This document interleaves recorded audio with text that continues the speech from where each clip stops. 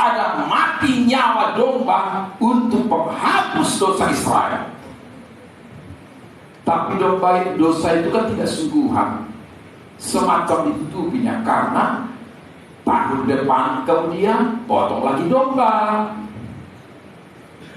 Tetapi yang aslinya datanglah Yesus menggantikan domba tadi, dan digantikan namanya anak domba apa? Allah. Anak domba Allah itu kemudian dia menjadi manusia. Sebenarnya Yesus itu kan bukan manusia. Yesus itu selalu bersama-sama dengan Allah, tidak bisa pisah. Karena Yesus itu dalam firman Allah. Kita lihat Yohanes 1:1, supaya kamu lihat siapa Yesus itu. Pada mulanya dalam firman, firman itu apa ini? Bersama-sama. Kepala kita dan tangan kita selalu bersama-sama, tidak bisa pisah. Kepala kita dengan mulut kita gak bisa pisah, selalu bersama-sama. Walaupun dia dalam firman, ini pun kepala kita kan beda dengan tangan kita, tapi kan samanya kepala kita kan kita satunya kita. Allah dengan firman kan beda dengan Bapa. Ya beda lah. Kepala kita dengan tangan kita beda, tapi kan tangan kita juga, kepala kita juga. Maka dikatakan firman itu apa? Allah. Ya Allah. Ya firman itu Allah.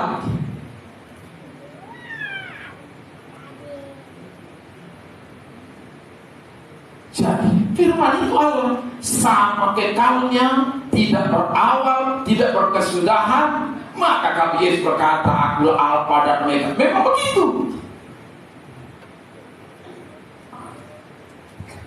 Jadi firman itu adalah Allah.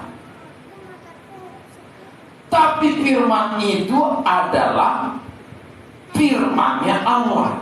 Jadi yang menjadikan langit dan bumi Allah atau firman?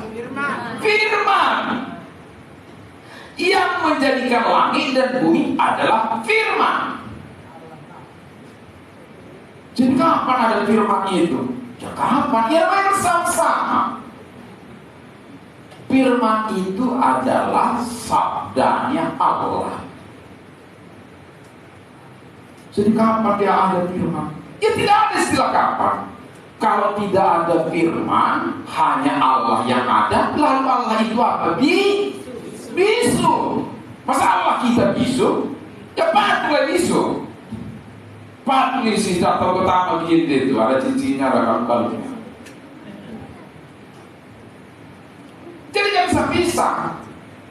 Tangan kita dengan kepala kita gak bisa pisah. Bagaimana bisa pisah? Begitulah. Jadi firman itu setelah dia manusia dibuat disebut namanya anak domba Allah. Sudah jelas? Iya, bisa benar. Dia firman menjadi manusia. Ayat 14.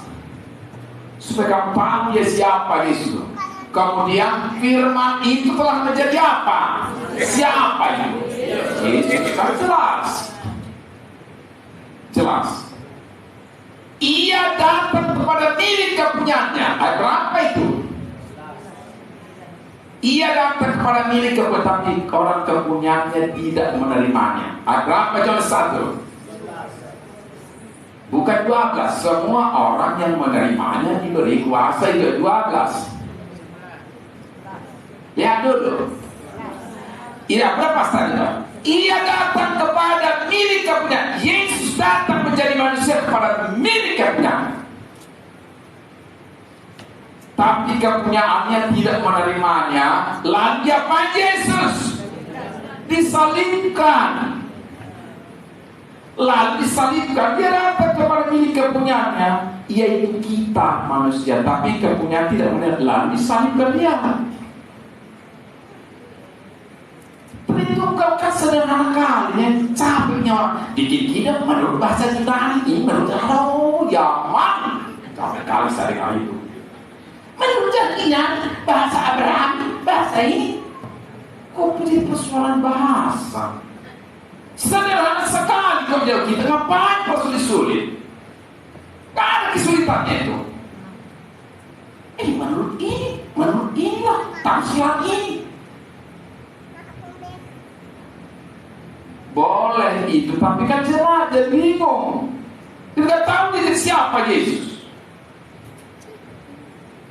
Makanya Yesus itu disebut Tuhan, tidak disebut Allah. Enggak. Karena dia menjadi manusia disebut Tuhan. Padahal Tuhannya Allah, tapi kan Tuhan Allah. Yesus disebut Tuhan. Tuhanlah Allah. Jelas dulu kamu tahu bagaimana dia mengorbankan dirinya kepada kita supaya kita sembuh, supaya kita umur panjang, supaya jangan mati muda kita. Tuhanlah Allah. Jadi kalau kita sebut Yesus itu Tuhan, memang letaknya begitu karena dia menjadi manusia disebut namanya Tuhan. Padahal Tuhannya Allah. Kalau tidak nanti menjadi salah. Kalau Allah membangkitkan Allah, ya repotlah kita. Tapi kan Tuhanlah Allah. Lihat, Tuhanlah Allah. Lihat Yohanes 13 ayat 13. Supaya kamu tahu bagaimana dia sayangnya kepada kita, supaya kita sehat, umur panjang, sejahtera. Memang akulah guru dan apa ini? Tuhan. Memang akulah guru dan Tuhan. Bagaimana bisa firman dengan Allah? Karena dikatakan selalu bersama-sama. Jadi kalau kita melihat Yesus, kita sudah melihat Allah. Yohanes 14 ayat 7. Yohanes 14 ayat 7.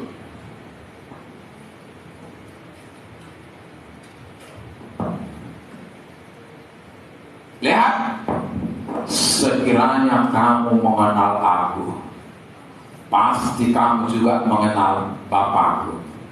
Sekarang ini kamu mengenal Dia, dan kamu telah melihat Dia. Yesus katakan, kalau kamu lihat aku, sudah melihat Bapa. Kan sederhana sekali ya. Tritunggal orang berbeli-beli sebesar-besar dan ujungnya tak apa. Kan sederhana sekali, nggak ada berbeli-beli. Transparannya. Jadi karena dia menjadi firman disebut Tuhan, tidak disebut Allah. Kalau Allah membangkitkan Allah bagaimana?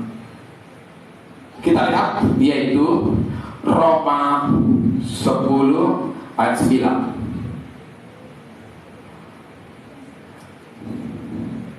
Sebab jika kamu mengaku dengan mulutmu bahwa Yesus adalah Tuhan dan percaya dalam hati bahwa Allah telah membangkitkan Dia dan telah mati, lihat Tuhan.